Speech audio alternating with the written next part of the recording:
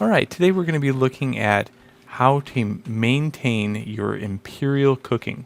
Okay, let's say you're a grinder. You want to grind. You want to kill monsters every day. That's all you want to do. But then you run into what? I need money. So you find Imperials. You were like, wow, this is completely amazing, right? So you get yourself to a guru status cook and you make an income of 200 million silver every day religiously. Okay?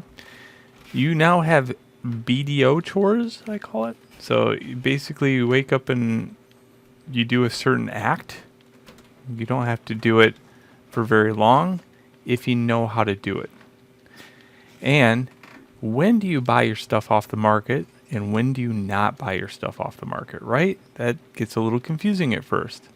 So I'm going to kind of show you how to read the curves in the marketplace, how to be very fluent in the idea of change, how to adapt to events. Yeah, that's a lot to live up to. There's a lot of things there. So I'm going to give you some tips. The video is going to be kind of long because there is a lot to learn. If you're interested, stick around and I'll show you the first thing right now. Alright, so the first thing you have to do is think about supporting your long-term money. Okay? You want to make sure that you maintain your 200 million silver a day, right? How do you do that? Well, at first you're going to take a loss. It's going to take a loss of time and it's going to take a kind of a loss of energy. You'll balance yourself out, but that loss will occur. For the first few weeks of actually maintain or getting Guru Cook, you could go to the marketplace, type in Balanos meals or any kind of meal, doesn't matter what you choose.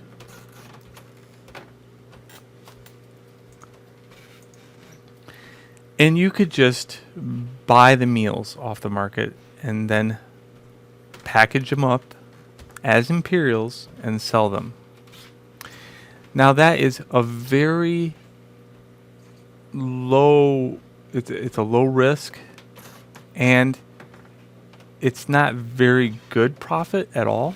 I mean, you're going to be making maybe 20 million a day just because you actually spent a lot of money on the Imperials or the meal and you didn't really get too much out of the deal. Okay? It's not a resource that is something that you want to keep doing over and over again because you don't build up a thing called CP. Yeah? If you cook your meals, you can build up CP. This requires a little bit of time, a little bit of energy by cooking over and over again until you hit a soft cap of 400. And then maybe you can retire a little bit, but I would say at 400 CP, you're already a good cook and you're making way more silver than you ever grinded ever in the game. Okay? So if you still like grinding, keep grinding. I'm showing you the balance of how to maintain your grinding and cooking in this video. Okay? So the first thing, few weeks, sure. Go buy your Balanos meals right off the market. Support the economy. When do you do this? See this curve? Notice there's a spike right here, right?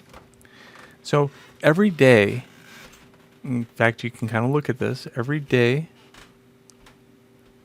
there's going to be kind of a hill. Boom, boom, boom. And if I put my cursor right here, it says 24.2. Well, 24.2, if I page over here, that is within this range here. Okay. 24.2. And it always spikes. It's spiked up about 28. Notice it only goes to 26. So at some point, bam, this became very popular. Over a 3-month period, look at the curve. Balanos meals And all of a sudden, bam, and then a new curve appeared here. What happened was an event. We had an event called the life skilling event, where a whole bunch of people now became cooks because they knew the profit was good. And now we have a lot of people buying bailing those meals, right? Tons of them.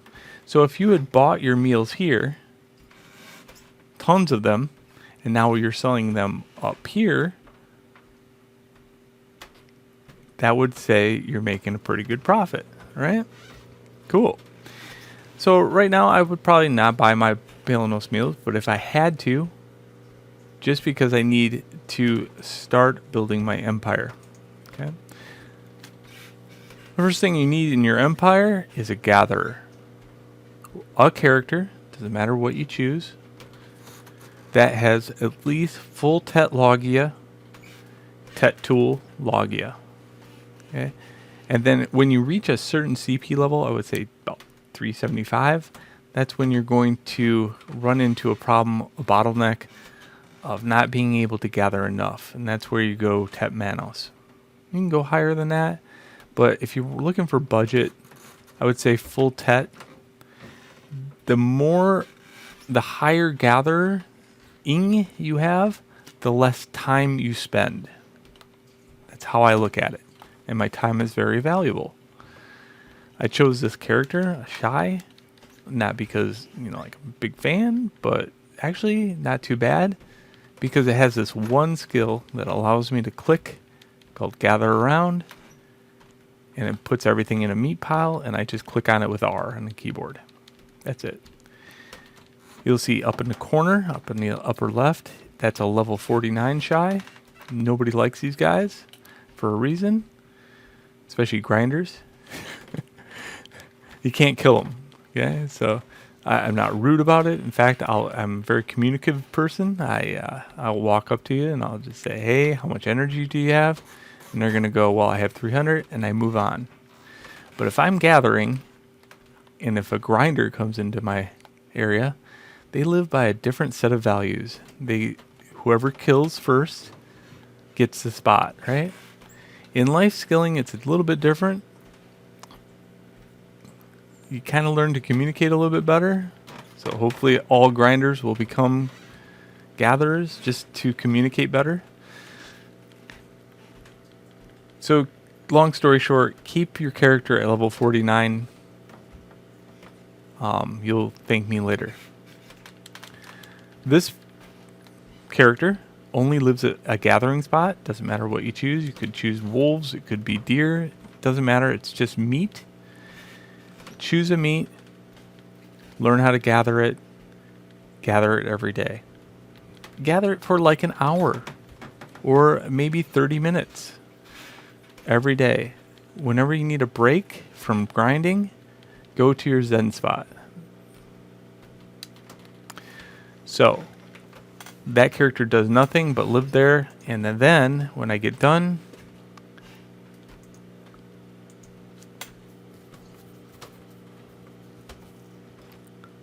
this character lives here and cooks. Now at some point, you might, when you're building up your gathering level, you might want your cook and your gatherer the same character. Because that way you can build up energy and then spend it. Build up energy, spend it. You can cook and then go gather. Cook, go gather. And that's how you build your empire up. Then, at some point you're going to go, well, this is a pain in the butt because now I have to go run to different areas. Again, time is money. If I'm not running anywhere, I'm not spending my time. So you need at least master one gather per people.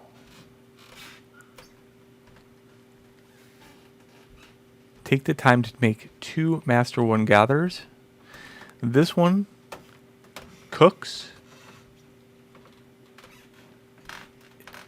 It turns in Imperials and it buys stuff off the marketplace. you need at least guru level cooking in order for this to work. Okay, so your mission would be what? To get guru cooking.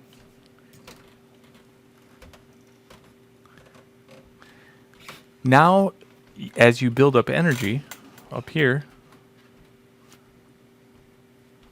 you are then milking cows, which lives over here. Now you can choose Keltheon Fairy Dur Farm for this workflow, or you can go over here to Dukaroon, and then there's cows somewhere over in this area.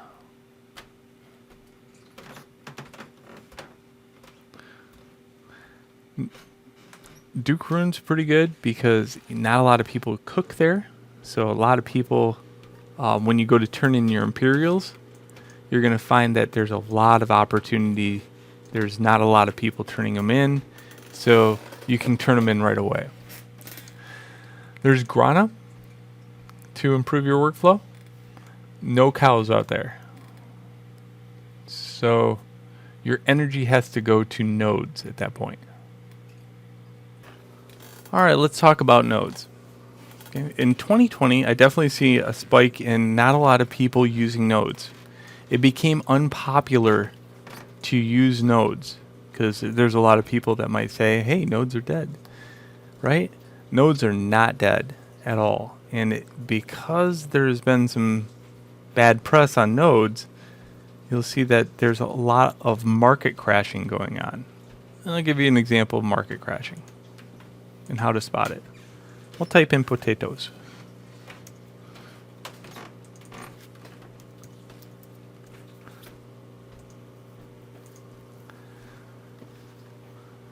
All right, so you see this line, how it's definitely up here in this area, even though there's like, what, 2 very good potato nodes. Potatoes are selling quite well. Do you see the difference here? So over 3 months, look at this.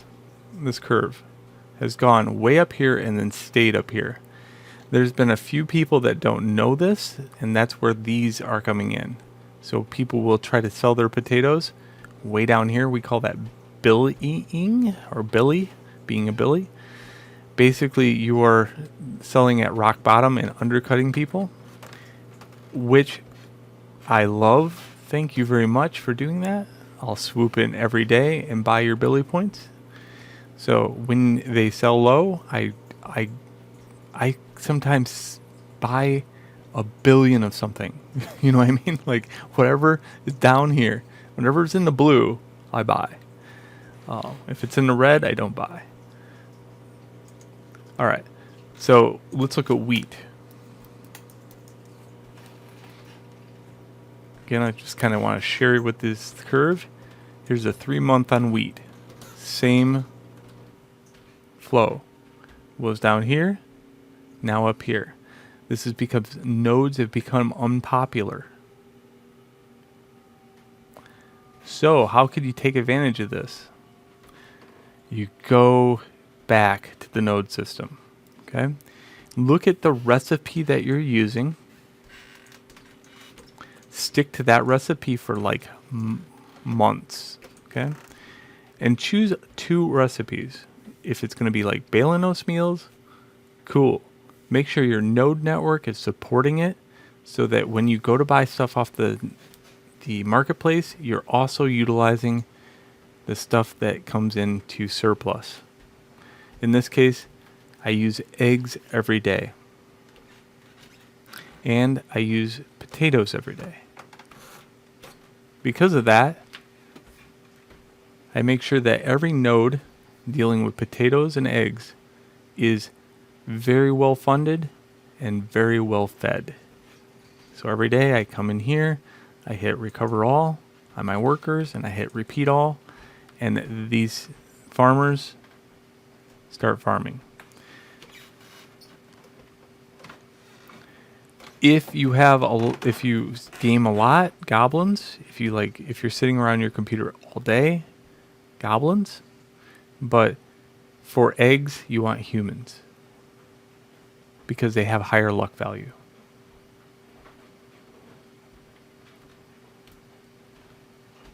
Okay, so long story short there, you can still spend points on Star's End. Look at, I can still invest energy here, right? I'm not buying a bunch of this, or I'm not excavating a bunch of stuff I don't need. I don't need any alchemy. I don't need any rare materials that way with alchemy. I'm only focused on cooking, gathering, and grinding. If that's the case for you, video will help you. If you're into alchemy, different story altogether. Good luck with that. Why Keltheon? Well, Keltheon has the fruit market right here. Again, time is money. I could just go down here and buy some vegetables.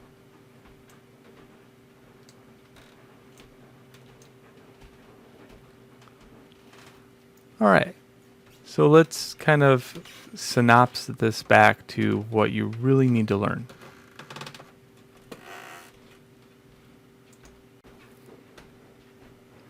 All right. Long story short, the curve system is your best friend in this case. To recap, when you see a flat line, you what? You go gather. Okay? I can gather this resource. I can gather any meat. How about egg? You can't gather egg, right? Flat line. Node system. Turn it on. Make sure it's on always. Make sure your worker is fed. When should you sell resources? When you have an overstock. When you have a lot of material. If you're a grinder, for example, you want to only grind. You don't want to cook whatsoever. But you are into this profit thing, right? Sell eggs. Hell yeah. Sell milk. Holy crap. If you're a grinder, you want to go buy your disto earring. All you do is have to go over to Fairy Dirt Farm or anywhere and milk for like maybe 15-20 minutes. Get rid of your energy every day. Big cash. If you are a grinder, do not want to cook at all. Go over here and sell your energy at the Velia market. Look for the alchemist. Sell your energy.